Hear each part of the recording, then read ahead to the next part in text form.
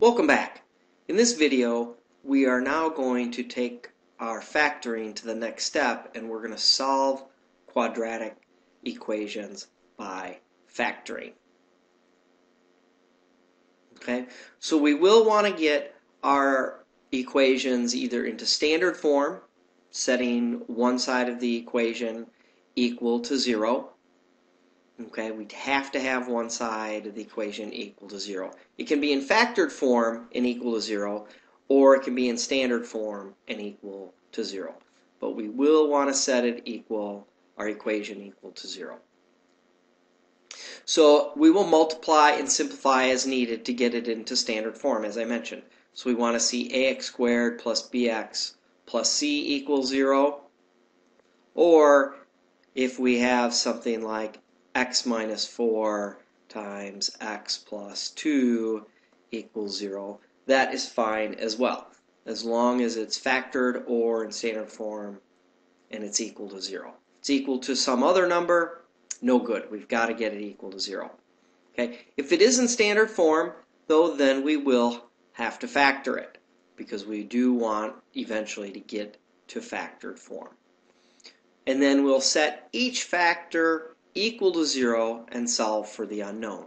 So in my example up here, we have x minus 4 times x plus 2 equals 0. We have two factors. And we will use the zero product property here to help us out. So we know that if x minus 4 somehow becomes 0, then our entire equation will collapse to 0, because 0 times whatever this number is will equal 0. Okay, so if we set each factor equal to 0, so we set x minus 4 equal to 0 and we get x equals 4, well, we end up with 0 times 6. Well, that's going to equal 0. And same thing with the other factor with x plus 2. If x plus 2 becomes 0, x equals negative 2, we could end up with negative 6, negative 2 minus 4, negative 6 times 0. Well, that still equals 0. Okay, so those would be, in this particular example, would be the two values that x can be that would make our quadratic equation equal to 0. So we'll do some sample problems. Our first example, x squared plus x minus 12 equals 0. This is in standard form, so let's go ahead and factor it. And that's going to factor to x plus 4 times x minus 3 equals 0. And this is an equation, so make sure you keep your equal sign here. So we factored it, then we set each factor equal to 0. So we take x plus 4, we set it equal to 0. And the other factor, x minus 3, we set that equal to 0. And we solve for x. So x equals negative 4, and x equals positive 3. These are the two values for x that would satisfy this, that would make this equal to 0. Okay, as you can see here, negative 4 makes us factor 0, so 0 times whatever this x minus 3 term becomes, it could be billions, it doesn't matter, it's going to collapse to 0. In our second sample problem, 5x squared equals 80, it's not equal to 0, so let's get it equal to 0. So we'll subtract 80 from both sides, we get 5x squared minus 80 is now equal to 0. And then we want to factor it. So we follow our first rule of factoring. Our first rule says take out the GCF. I see that 5 is a common factor in here because I have a 5 and this ends in 0, so I know I can factor out the 5. And I'm left with x squared minus 16, still equal to 0. But I see now I have a difference of two squares, so I have to continue to factor. So I get 5 times x plus 4 times x minus 4 equals 0. This is an equation. It stays an equation. Equal signs don't just disappear.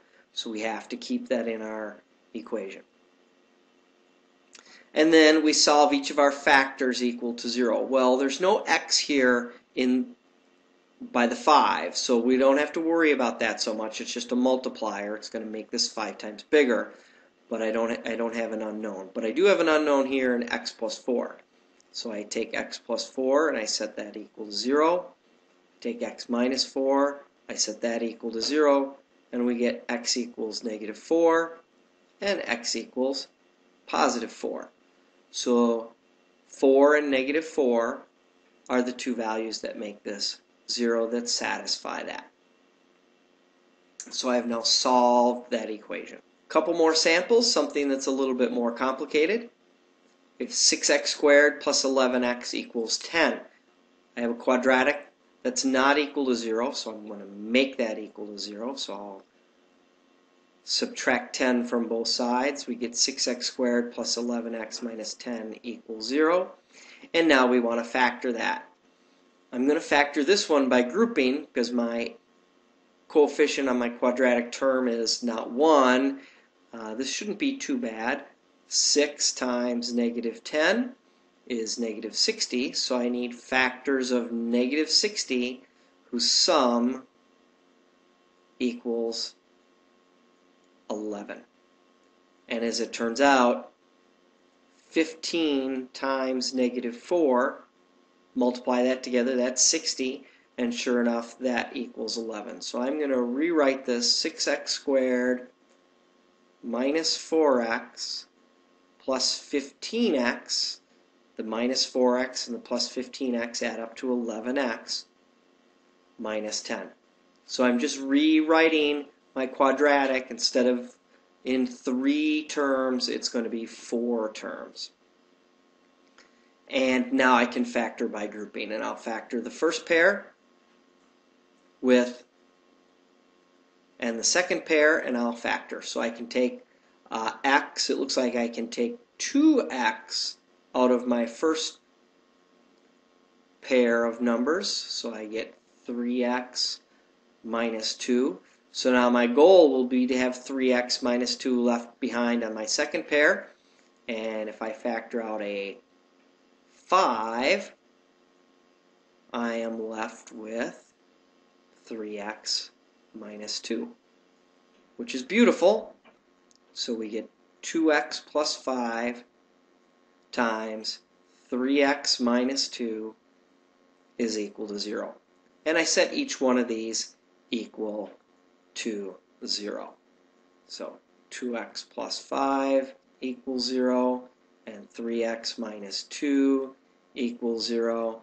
I encourage you to show your work here. Sometimes we make careless mistakes. We get 2x equals negative 5, and divide both sides by 2, and we get negative 5 halves. And we can add 2 to both sides, and we get 3x equals 2, and x equals 2/3. So we can get fractional answers. X can be negative 5 halves, x can be 2/3. These are the two values that make this quadratic equal to 0. So we have now solved that quadratic. We've found the solutions. Let's take a look at another sample that's a little bit more complicated. 18x cubed plus 11x squared minus 24x. Well, I can factor out an x out of each one of those, but it doesn't look like I have another common factor. This one might be tough to factor. So I have 18x squared plus 11x minus 24. That whole quantity equals 0. So I factored out an x, but I still think I can factor all this. This is going to be a little bit challenging. I took a stab at this a few minutes ago, and I got 9x. I thought, let's try 9x and 2x, because that's 18x squared. I did this by guess and check. I didn't want to multiply 18 times 24 and figure out the factors of that. So I said, well, I know that anything I put in this last position is going to be multiplied by 9, and anything I put in the second position is going to be doubled. And I said, well, 3 times 8 is 24, so I put a 3 there. So 9 times 3 is 27, and 8 times 2 is 16, and I think I have it here. I'm going to check my linear term. I'm going to get a negative, not 8x, but a negative 16x, and a positive 27x, because 9 times 3 is 27. And sure enough, I get a positive 11x. So I did factor this correctly. She does smile, if you will. So I checked my factoring, and now we'll solve each one of these for x. Well, since we have x here, this is a little different than when we had 5 above. We set x equal to 0. We set 9x minus 8 equal to 0. And we set 2x plus 3 equal to 0. So we have 3 different solutions. We get 9x equals positive 8, and so x equals 8 ninths. And we get 2x equals negative 3, and x equals negative 3 halves. And of course, x equals 0. So we have 3 different solutions in our solution set: 0, 8 ninths, and negative 3 halves. Sample number 5. This one looks easy because it looks like it's already factored, but it's not equal to 0. So we can't just set each one of these equal to 0, because we'd have 0 equals 16. Okay? And that's not what we want. It's got to be equal to 0. So let's go ahead and multiply this one out. Hopefully you can do that in your head. That is x squared. So we get plus x and a minus 5x. So we get minus 4x minus 5 equals 16. We'll subtract 16 from both sides because we want it equal to 0. So we get x squared minus 4x minus 21 equals 0. And now we'll go ahead and factor. And that's going to factor to x and x. And I need factors of negative 21 that add up to negative 4. Well, we know that 7 times 3 is 21. And a negative 7 and a positive 3 will give us negative 4. We can check our smile. Negative 7x plus 3x is a negative 4x, so she smiles. And then we set each factor equal to 0. So we get x, well, I'm going to eyeball that for you. X equals 7 and x equals negative 3. So those are our 2 solutions. Sample problem number 6. This one's a little different. We want to find a quadratic equation in standard form with the solution set 5, negative 2. Now, in our previous problem, our solution set was, I don't remember what it was, but in our previous problem, I think we had x minus 7 times x plus 3 equals 0, and our solution set was x equals 7 and x equals negative 3. So you can see here our solutions had the opposite sign of what was in our factors.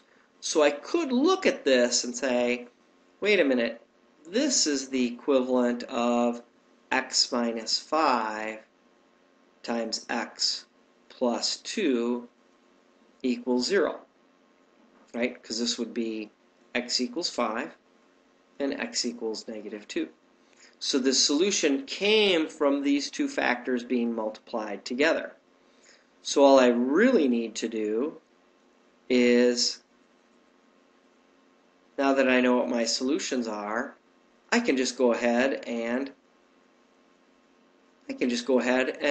FOIL this out.